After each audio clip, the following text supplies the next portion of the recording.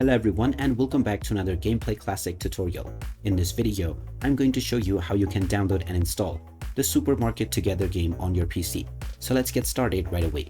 First of all, open up the Steam application, and once you are taken into the store page, just click on the search box and then type in Supermarket Together to begin your search. Once you find the game, you can click on it, and this will take you into the game page where you can check out the trailer and the reviews as well. Scroll down and click on the Add to Library button, which will add the game to your collection. You can then click on the Play Now or the Play Game option to start the installation. After choosing your install directory, click on the Install button and just wait for the process to complete. Once that is done, you can start enjoying the Supermarket Together game on your PC. So there you have it. That is how easy it is to download and install the Supermarket Together PC game. If you find this video helpful, don't forget to hit that like button and subscribe to our channel for more useful tips and tutorials. Thanks for watching, and I will see you again in the next video.